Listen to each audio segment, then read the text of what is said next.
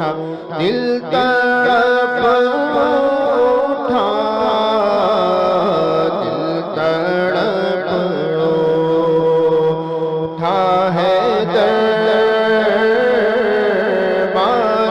میں جانے کے لیے، دل تڑپ اٹھا ہے دربار میں جانے کے لیے۔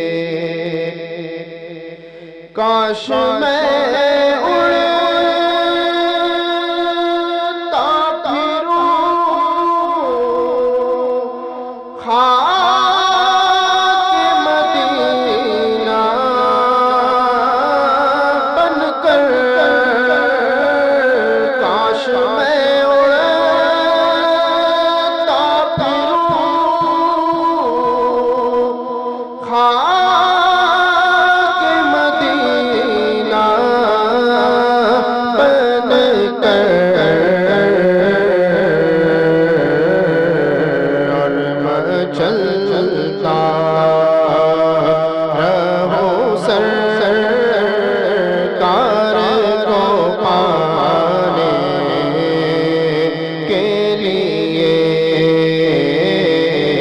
اور میں چلتا، بس میں چلتا ہی رہوں، اور میں چلتا رہوں سرکار کو پانے کے لیے، دل تڑپ اٹھا ہے دربار میں جانے کے لیے۔ غم نہیں چھوڑ دے یہ سارا زمانہ مجھ کو،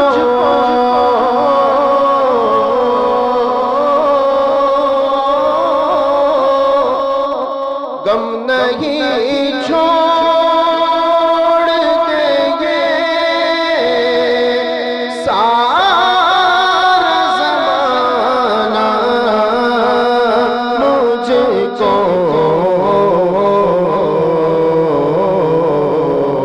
میرے آقا تو ہے سینے سے لگانے کے لیے، میرے آقا مدینے والے آقا، میرے آقا مدینے والے آقا،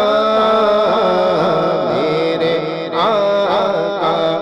سیدہ کے بابا،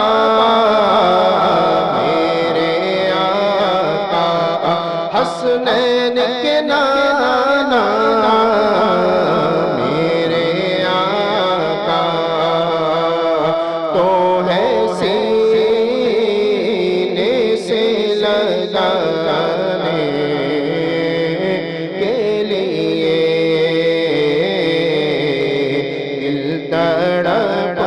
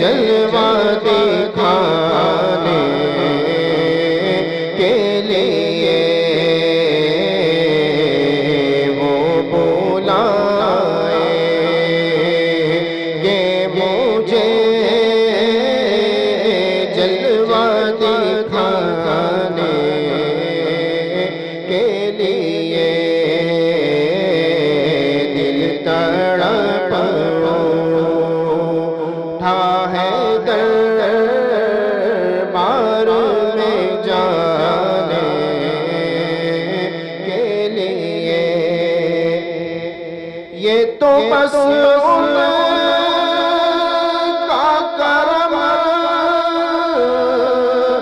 ہے کہ وہ سن لیتے ہیں،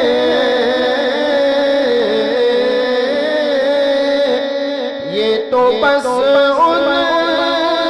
کا کرم ہے کہ وہ سن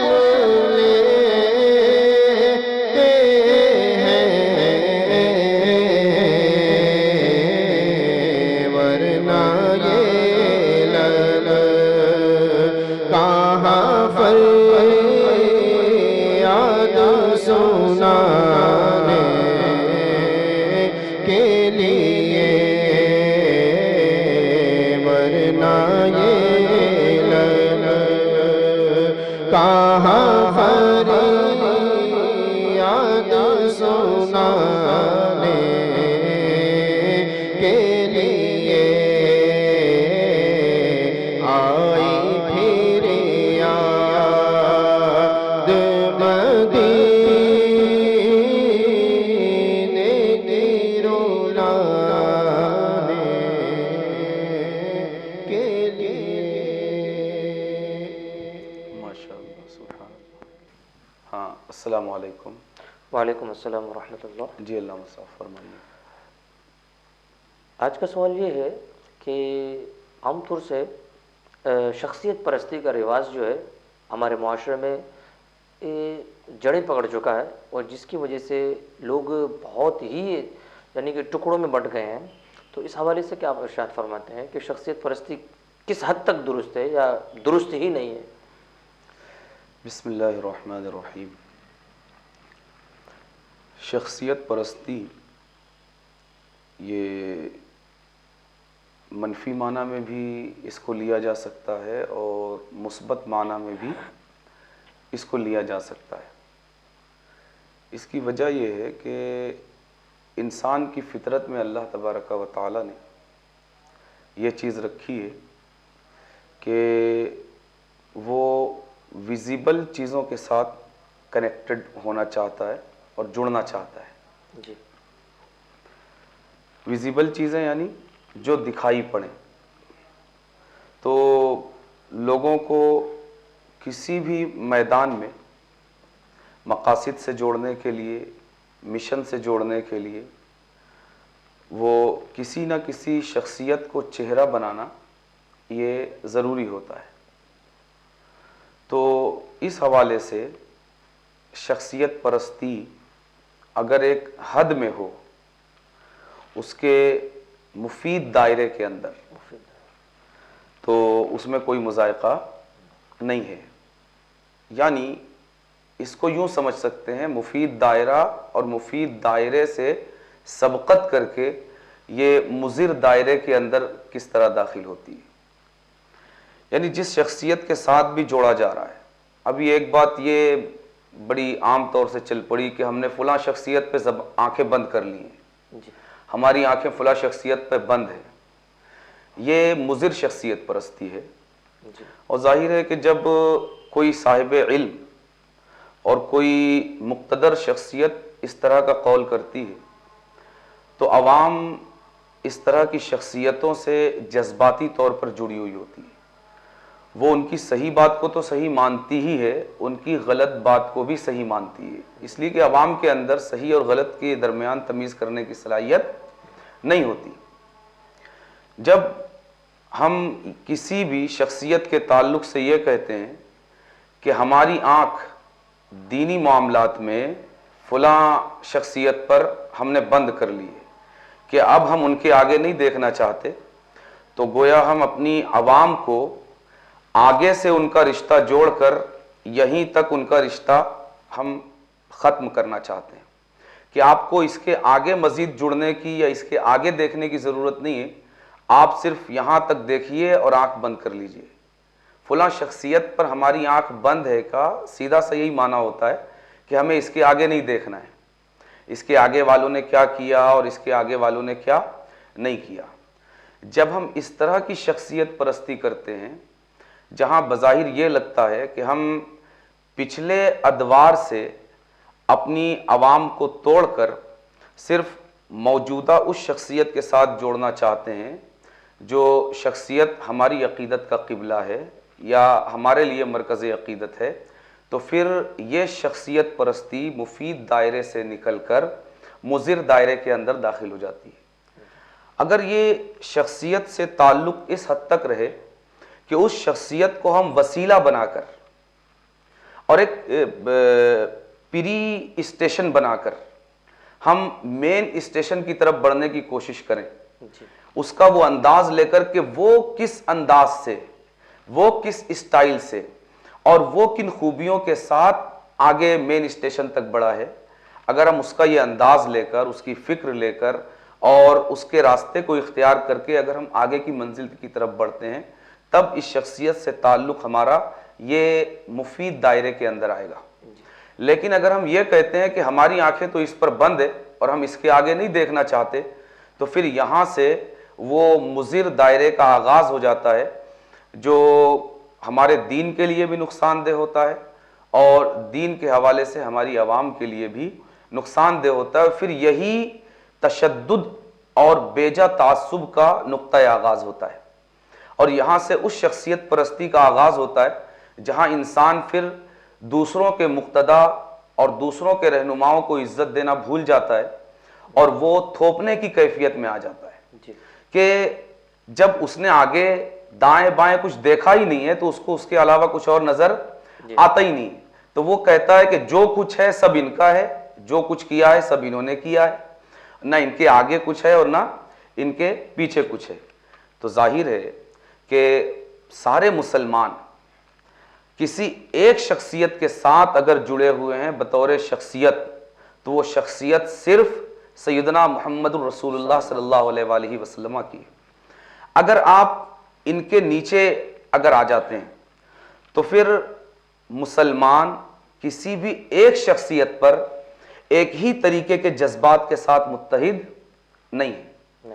ہر ایک، سارے مسلمان مانتے سب کو ہیں، تسلیم سب کو کرتے ہیں، اور یہی ہونا چاہیے کہ اسلام کے جتنے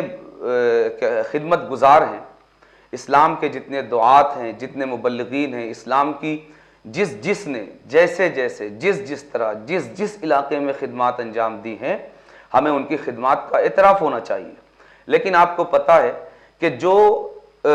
جس علاقے سے متعلق ہوتا ہے، جو جس ملک سے متعلق ہوتا ہے، جو جس فیلڈ سے متعلق ہوتا ہے، تو وہ اپنی ان نسبتوں کو لے کر زیادہ جذباتی ہوتا ہے۔ تو ہمیں ہر ایک کو اپنی نسبت طے کرنے کا موقع اور اپنی عقیدت کے مرکز سے وابستگی رکھنے کا موقع ہمیں دینا چاہیے اور اسے یہ جواز فراہم کرنا چاہیے، نہ یہ کہ ہم صرف ہمیں تو یہ حق حاصل ہو کہ ہمارا جو مرکز عقیدت ہے ہم اس پر اپنی آنکھ بند کر لیں، لیکن دوسرا اگر کہے کہ میں بھی یہ میرا مرکز عقیدت ہے اور میری آنکھ اس پر بند ہے، تو آپ پھر اس کے لیے گالم گلوچ کرنے کا اسٹیج سجا لیں۔ تو یہ کیوں یہ چیز پیدا ہوتی ہے؟ یہ چیز اسی لیے پیدا ہوتی ہے کہ ایک نگیٹیوٹی اس شخصیت پرستی کے اندر آ گئی۔ کبھی بھی جو مفید شخصیت پرستی ہوگی اس کے مضر اثرات یہ پیدا نہیں ہوں گے۔ ہم نبی کریم صلی اللہ علیہ وآلہ وسلم سے جب تعلق کی بات کرتے ہیں سارے مسلمانوں کو جوڑنے کی، تو آپ دیکھیں کہ کبھی وہاں پر مسلمانوں کے درمیان تشدد کا کوئی معاملہ پیدا نہیں ہوتا۔ یا اسی طرح مثال کے طور پر آپ یہ دیکھ لیجئے، اگر ہم عالمی پیمانے پر اگر کسی ایک شخصیت کے ساتھ اگر ہم جوڑنا چاہتے ہیں تو ظاہر ہے کہ آنکھ بند کر کے وہ شخصیت سرکار دو عالم صلی اللہ علیہ وآلہ وسلم کی شخصیت ہوگی۔ اب اگر میں یہ کہوں کہ میں ساری دنیا کے مسلمانوں کو ایک طرح کے جذبات اور ایک طرح کی عقیدت کے لیول پر سرکار سیدنا خواجہ خواجگاہ معین بے کساں سرکار سیدنا خواجہ غریب نواز کے نام پر جوڑنا چاہتا ہوں، یہ ہو سکتا ہے؟ سرکار سیدنا خواجہ غریب نواز رضی اللہ تعالیٰ عنہ کی شخصیت بے مثال شخصیت ہے، انہوں نے دعوت اور تبلیغ کے میدان میں جو کردار ادا کیا ہے، جو خدمات انجام دی ہیں، تو وہ گویا وہ اپنے آپ میں ایک پورے زمانے اور پورے دور کی حیثیت رکھتے ہیں، ایک تاریخ کی حیثیت رکھتے ہیں. لیکن اس کے باوجود پوری دنیا کے مسلمانوں کو، ہر زبان بولنے والے مسلمانوں کو، ہر ملک سے تعلق رکھنے والے مسلمانوں کو، ہر خطے سے تعلق رکھنے والوں کو کامن جذبات کی بنیاد پر ایک ہی طرح کی عقیدت کے لیول پر سرکار خواجہ غریب نواز سے نہیں جوڑا جا سکتا. اب کوئی ان کے بہت بعد کی شخصیت کے ساتھ اگر یہ کام کرنا چاہے کہ وہ ساری دنیا کے مسلمانوں کو اسی جذبات کے تحت اگر جوڑنا چاہے تو پھر یہ کیسے ممکن ہے؟ اگر خواجہ کے نام پر اگر نہیں جوڑا جا سکتا ساری دنیا کو ایک ہی لیول پر، تو پھر بعد کے ادوار میں تو یہ مشکل نہیں بلکہ ناممکن ہے. مفید دائرہ شخصیت پرستی کا یہ ہے کہ جو شخصیت آپ کے لیے مرکز عقیدت ہے، مقتدر ہے، قابل احترام ہے، آپ اس شخصیت کو پری اسٹیشن بنا کر مین اسٹیشن تک پہنچنے کا ذریعہ بنائیں، کہ آپ اس کی زندگی کو دیکھیں، آپ اس کی تعلیمات کو دیکھیں، آپ اس کے طرز حیات کو دیکھیں، آپ اس کے کردار کو دیکھیں، اور وہ کس طرح کس انداز سے اپنی جگہ سے اٹھ کر راہ ہدایت پر چلتے ہوئے مین اسٹیشن تک پہنچا ہے. آپ اس کے اس انداز کو قبول کر کے آپ بھی مین اسٹیشن کی طرف بڑھنے کی کوشش کیجئے. اس کو یوں سمجھیے کہ ظاہر ہے ہمیں آنکھ صرف ایک شخصیت پر بند کرنا ہے جس پر بند کرنے کا اللہ نے حکم دیا ہے، اور وہ شخصیت ہے نبی کریم صلی اللہ علیہ وآلہ وسلم کی، کہ اللہ تبارک و تعالیٰ نے اس شخصیت پر آنکھ بند کرنے کا حکم دیا. کہ قرآن کریم میں اللہ تبارک و تعالیٰ نے ارشاد فرمایا ما آتاکم الرسول فخذوہ وما نہاکم عنہ فانتہوا، کہ رسول جو دیں اسے لے لو اور رسول جس سے منع کریں اس سے باز آ جاؤ. یعنی اللہ تبارک و تعالیٰ کا ارشاد یہاں ہمیں اس طرف رہنمائی کر رہا ہے کہ نبی کی شخصیت اور نبی کی ذات وہ ذات ہے کہ آپ کا کچھ بھی دیا ہوا یہ غلط ہونے کی پاسبلٹی ہی اس کے اندر موجود نہیں ہے، اور کسی بھی چیز سے جس سے آپ نے منع کیا ہے اس ممانعت میں بھی اس ممانعت کے بھی غلط ہونے کی کوئی پاسبلٹی وہاں پر موجود نہیں ہے. اور ہمارا یہ بنیادی عقیدہ ہے کہ ہم انبیاء اور رسول اور فرشتوں کے علاوہ یہ کسی کو معصوم نہیں مانتے. جب ہم انبیاء اور رسول اور فرشتوں کے علاوہ معصوم نہیں مانتے، اب جب ہم یہ بات کرتے ہیں کہ بعد کی کسی شخصیت پر ہم نے آنکھ بند کر لی تو ہم بالواسطہ یہ کہنا چاہتے ہیں کہ یہ شخصیت ہمارے نزدیک معصوم ہے، ہم یہ عقیدہ بتانا چاہتے ہیں. اب ظاہر ہے کہ جب عوام جو کسی کے ساتھ بھی اپنا عقیدت کا یا جذبات کا لگاؤ رکھتی ہے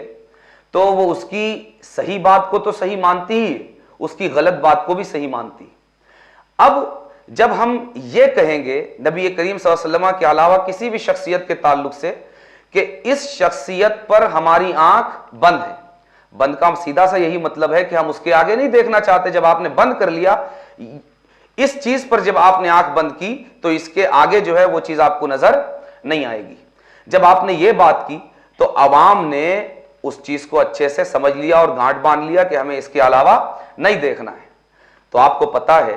کہ نبی کریم صلی اللہ علیہ وآلہ وسلم کے علاوہ جو بھی شخصیات ہیں، ٹھیک ہے، صحابہ اکرام رضوان اللہ تعالی علیہ مجمعین کے بعد ساری امت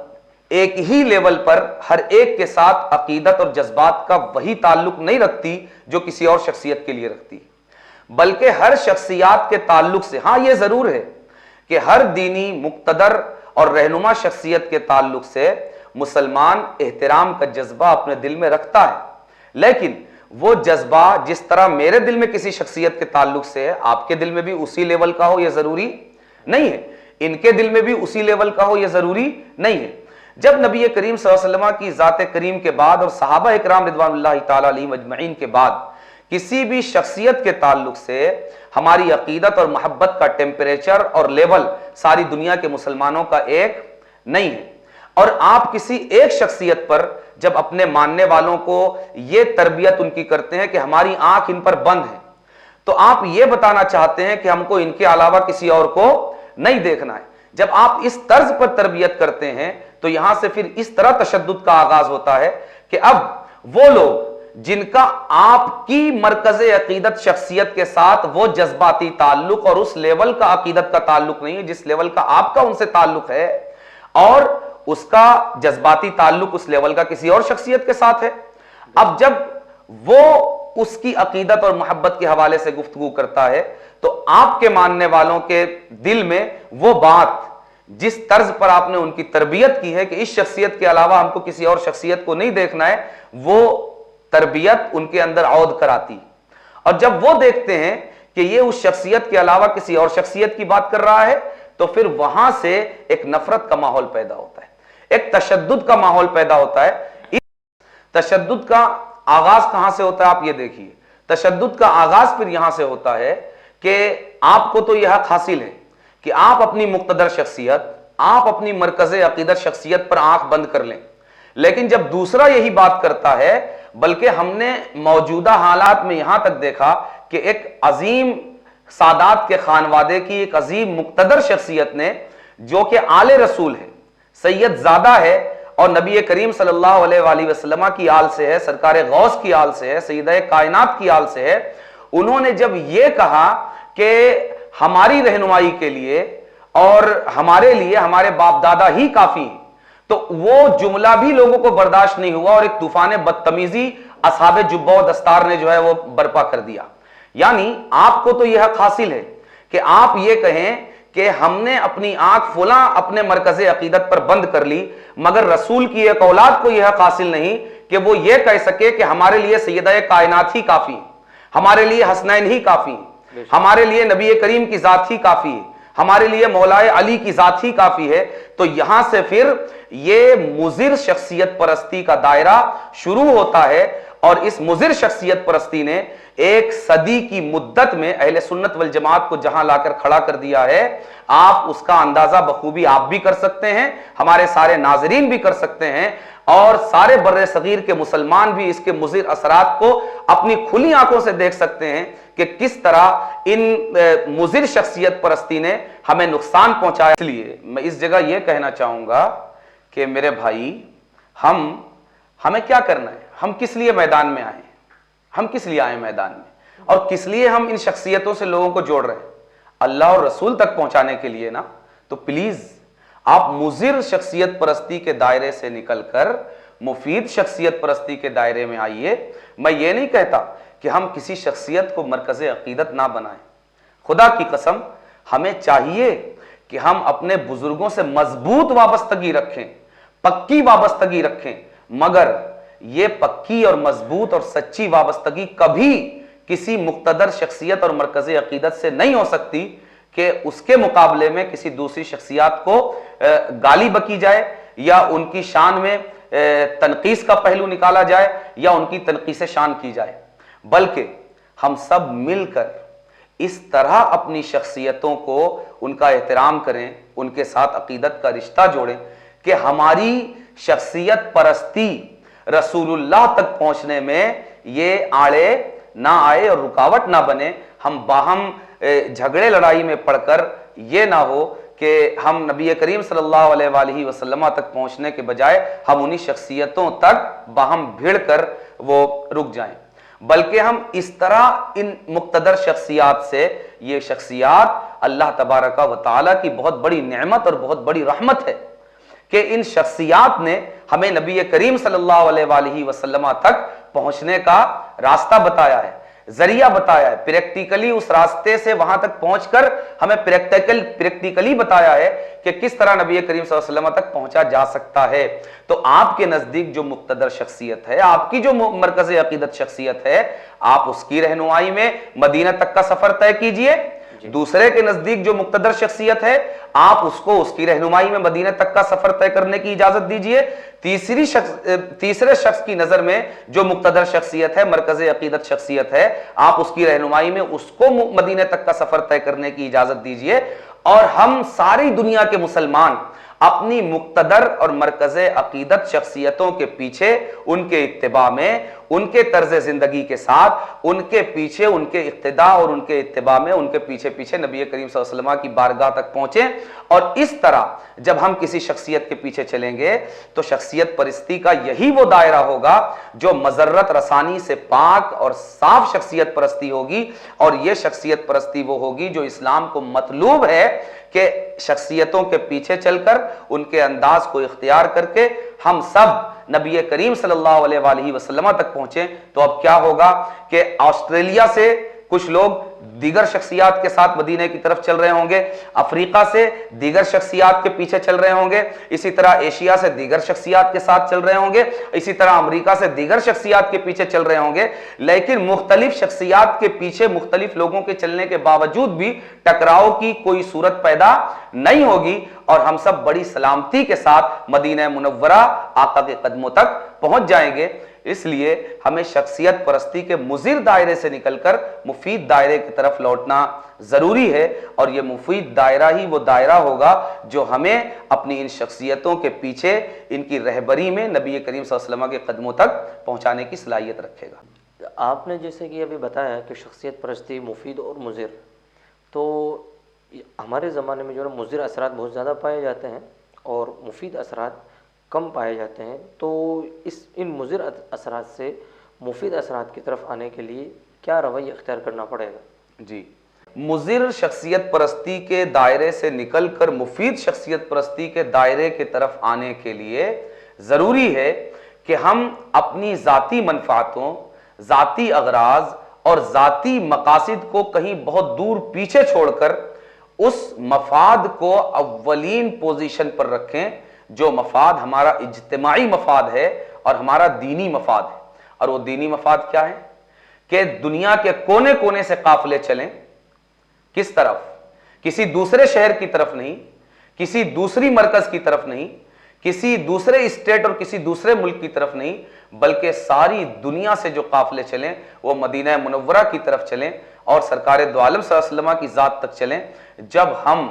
اپنا نقطۂ اتحاد اور حقیقی مرکز عقیدت نبی کریم صلی اللہ علیہ وآلہ وسلم کی ذات کو بنا کر چلیں گے اور کسی بھی دوسری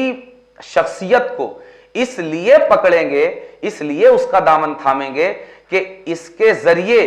ہم آخری منزل تک پہنچیں گے, یعنی یہ شخصیت ہمارے لیے پری اسٹیشن ہوگی اور مدینہ مین اسٹیشن ہوگا, ذات رسالت مین اسٹیشن ہوگا, ذات رسالت آخری منزل ہوگی. تو اب یہ وہ شخصیت پرستی ہوگی جو مفید شخصیت پرستی کے دائرے میں آئے گی. اور اس طرح جب ہم اپنی ذاتی اغراض, ذاتی منفعتوں اور ذاتی مقاصد کو ترک کر کے جب ہم اجتماعی اور دینی مقصد کو سامنے رکھ کر شخصیت پرستی کریں گے تو کبھی بھی مضر شخصیت پرستی کے دائرے میں اور اس کی زنجیروں میں ہمارے قدم نہیں الجھیں گے, بلکہ ہم بڑی آسانی کے ساتھ, بڑی خوبصورتی کے ساتھ اپنی شخصیتوں سے فائدہ اٹھاتے ہوئے, ان سے نفع حاصل کرتے ہوئے ان کی سیرت, ان کے کردار اور ان کی حیات اور وہ کس طرح نبی کریم صلی اللہ علیہ وسلم کی ذات تک انہوں نے رسائی حاصل کی, یہ سارے اسباق اور سارے دروس ان کی زندگی سے حاصل کر کے ہم نبی کریم صلی اللہ علیہ وسلم کی ذات تک پہنچیں گے. اور یہی وہ شخصیت ہوگی جو مفید شخصیت پرستی کہلائے گی. اور اس طرح ہم مضر شخصیت پرستی سے نکل کر مفید شخصیت پرستی کے دائرے میں رہتے ہوئے نبی کریم صلی اللہ علیہ وسلم کی ذات تک پہنچ پائیں گے. اس طرح یہ جو موضوع ہمارا جو چل رہا ہے, جس پر ہماری گفتگو ہو رہی ہے, عموماً جب کوئی بھی درد مند دل رکھنے والا انسان ایک عالم دین اگر اس پر بات کرتا ہے تو عموماً لوگوں کا حال یہ ہوتا ہے کہ اس کی کردار کشی کی جانے لگ جاتی ہے, الزام تراشیاں ہونے لگ جاتی ہے. تو اس کا کیا حل ہو سکتا ہے؟ آپ اس کے حوالے سے کچھ ارشاد فرمائیں. جی, یہ صحیح ہے کہ یہ ایک سلگتا ہوا موضوع ہے جو آپ نے آج چھیڑا ہے اور ایک حساس مسئلہ ہے. لیکن آپ کو پتہ ہے کہ انہی حساس مسائل پر گفتگو کے ذریعے ہی ان میں اصلاح کی کوئی صورت پیدا ہو سکتی ہے. اب دیکھیں, ہر بات کو پسند اور ناپسند کرنے والے دونوں طرح کے لوگ ہوتے ہیں اور ہر ایک کو کسی کی بھی بات کو پسند کرنے اور ناپسند کرنے کا حق ہے. ہاں, اس کے آداب سیکھنا ضروری ہے کہ آپ کو پسند کرنا ہے تو کس حد تک پسند کرنا ہے, کس انداز سے پسند کرنا ہے, اور اگر ناپسند کرنا ہے تو کس انداز سے اور کس حد تک پسند کرنا ہے۔ آپ نے جو کردار کشی اور الزام تراشی کی بات کی، تو جب بھی اس طرح کے موضوعات پر گفتگو ہو اور اس طرح کا ریئیکشن سامنے آئے تو وہ بھی در حقیقت اسی مضر شخصیت پرستی کا اثر ہوتا ہے اور اس کا ریئیکشن ہوتا ہے کہ جو لوگ مضر شخصیت پرستی کا پردہ جن کی آنکھوں پر پڑا ہوا ہے، تو پھر وہ پسند اور ناپسند کو اس دائرے میں رکھنے کے بجائے اس سے باہر نکل کر پھر وہ اس طرح کے کام کرتے ہیں جس کا آپ نے تذکرہ کیا۔ ہمیں ہر ایک کی بات سننے اور غیر جانبدار ہو کر اس کے تعلق سے فیصلہ لینے کی ضرورت ہے۔ دیکھیں، جب تک ان مسائل نے اہل سنت کو بہت نقصان پہنچایا ہے، اور یہ نقصان کسی بھی خاص کر سنی سے اور بالعموم مسلمان سے جو خاص کر ہمارے بر صغیر میں رہتا ہے، وہ ڈھکی چھپی بات نہیں ہے۔ یہ الگ بات ہے کہ اکثریت کے ڈر سے یا کردار کشی کے ڈر سے یا الزام تراشی کے ڈر سے یا جس طرح کے لوگ سوشل میڈیا پر بیٹھے ہوئے ہیں اور وہ جس طرح جبہ و دستار لگا کر گالی گلوج والی اور عامیانہ سوقیانہ زبان استعمال کرتے ہیں، اس طرح کی باتوں کے رد عمل میں اس سے ڈر کر اکثریت کے خوف سے لوگ اس پر بات نہ کریں، یہ ہو سکتا ہے۔ لیکن اس تصور کی جو خرابیاں اور جو نقصان اس تصور نے اور اس چیز نے اہل سنت والجماعت کو بالخصوص اور مسلمانوں کو بالعموم پہنچایا ہے، اس سے بہت سارے سنجیدہ ذہن رکھنے والے، سنجیدہ دماغ رکھنے والے، سنجیدہ فکر رکھنے والے، دین و سنیت کا درد رکھنے والے، وہ لوگ اس سے واقف ہیں اور وہ اپنی نجی محفلوں میں، نجی مجلسوں میں، بند کمروں میں اس کے تعلق سے گفتگو کرتے ہیں۔ لیکن وہ اکثریت کی ڈر سے، ان کی بد زبانیوں کے ڈر سے، ان کی بد کلامیوں کے ڈر سے، ان کی کردار کشی اور الزام تراشیوں کے حملے کے ڈر سے وہ اس طرح کی گفتگو عام پلیٹ فارم پر آ کر نہیں کر پاتے۔ لیکن اس کو یاد رکھیے کہ جب تک اس طرح کے موضوعات پر ہم ہمت کر کے گفتگو نہیں کریں گے تو اس وقت تک ان خرابیوں کی اصلاح کی کوئی صورت پیدا نہیں ہوگی اور یہ خرابیاں بڑھتی ہی جائے گی، اور جو دین کا اصل مفاد ہے، دین کا اصل مقصد ہے، وہ کہیں بہت دور چلا جائے گا، اور سارے کام ہم دین کے نام پر کرتے رہیں گے اور کروڑوں اربوں روپے ہم کہنے کے لیے دین پر خرچ کرتے رہیں گے، مگر وہ دین کے بجائے اور اصلاح کے بجائے فساد پر استعمال ہوتا جائے گا، جو کہ ہم اپنی آنکھوں سے دیکھ رہے ہیں کہ ہماری عوام پیسے وہ دین کے نام پر خرچ کرتی ہے، تعاون دین کے نام پر کرتی ہے، امداد دین کے نام پر کرتی ہے، لیکن ان کے پیسوں کا جس بے دردی کے ساتھ فساد مچانے کے لیے استعمال ہوتا ہے، اس کا اندازہ کوئی بھی درد مند دل رکھنے والا، سنجیدہ سوچ رکھنے والا انسان لگا سکتا ہے۔ اس لیے ضروری ہے کہ وہ لوگ جو واقعی اس مسئلے کی اہمیت، نازکی اور سنگینی کا احساس رکھتے ہیں، انہیں چاہیے کہ وہ ان موضوعات پر اللہ کے لیے اخلاص کے ساتھ، غیر جانبداری کے ساتھ کسی شخصیت یا کسی ذات یا کسی خاص گروہ یا کسی خاص مشربی گروہ کے تعلق سے اپنے دل میں کوئی غبار رکھنے کے بجائے صرف اللہ کی خاطر، دین کے مفاد کی خاطر اس پر گفتگو کی جائے۔ ظاہر ہے کہ آپ کی بات یا آپ کا کام اسی وقت صحیح نتیجہ دے گا جب آپ کے بول میں اخلاص ہوگا۔ اگر آپ نے غیر جانبداری سے گفتگو نہیں کی، اگر آپ کے دل میں غبار ہے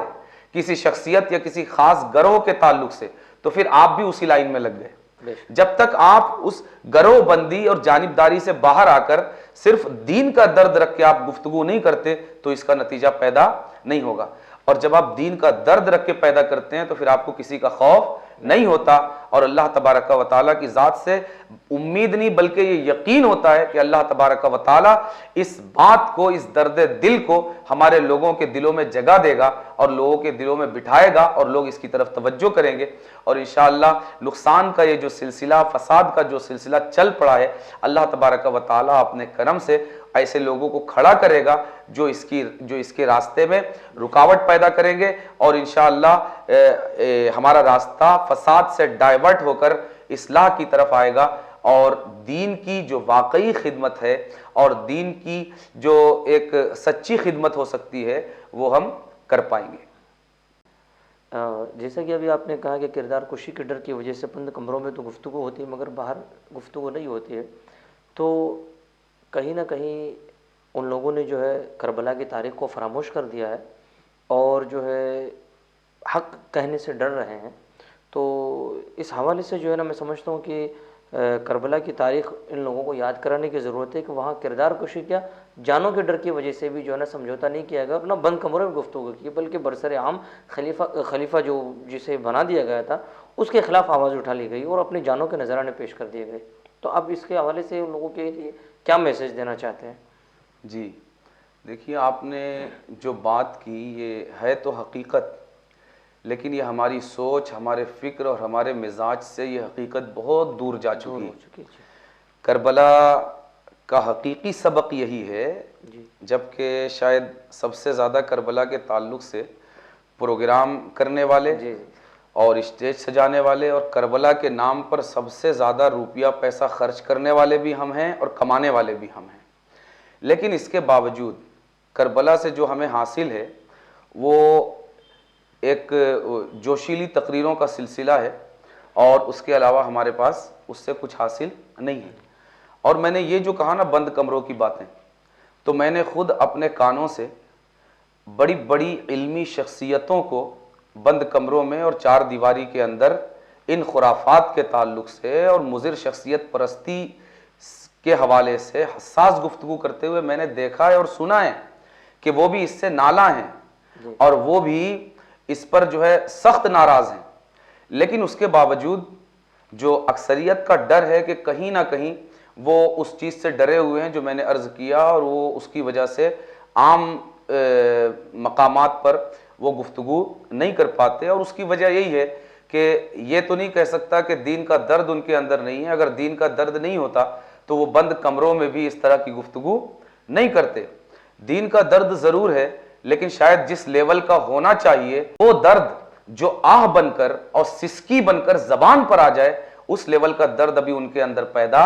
نہیں ہوا ہے۔ جس دن وہ درد اس لیول کا ان کے اندر پیدا ہو جائے گا تو وہ ضرور آہ بن کر اور سسکی بن کر زبان پر بھی آئے گا، آنسو بن کر آنکھوں سے بھی چھلکے گا اور تیور بن کر رخسار پر بھی نظر آئے گا۔ اور جب اس طرح ہمارے اکابرین اس سچائی کو بند کمرے سے نکال کر انجمنوں میں لے کر آئیں گے، اس وقت اس فساد کی اصلاح کا آغاز ہوگا۔ اور انشاءاللہ ایک وقت وہ آئے گا جب ہمارے بزرگوں اور ہماری مقتدر اور اکابر شخصیتوں کے ذریعے جب اس حوالے سے زبان کھولی جائے گی اور اصلاح کی کوشش کی جائے گی تو ہمیں یقین ہے کہ اس فساد پر قابو پانا ہمارے لیے مشکل نہیں ہوگا، اس لیے کہ فساد کی عمر کبھی بھی بہت لمبی نہیں ہوتی۔ بس فساد اپنے ختم ہونے کے لیے اس چیز کا منتظر ہوتا ہے کہ اصلاح کرنے والے اصلاح کا پرچم لے کر نکلیں، اور جب بھی اصلاح کا سورج طلوع ہوگا تو پھر فساد کا چراغ اس کے آگے اپنی روشنی برقرار نہیں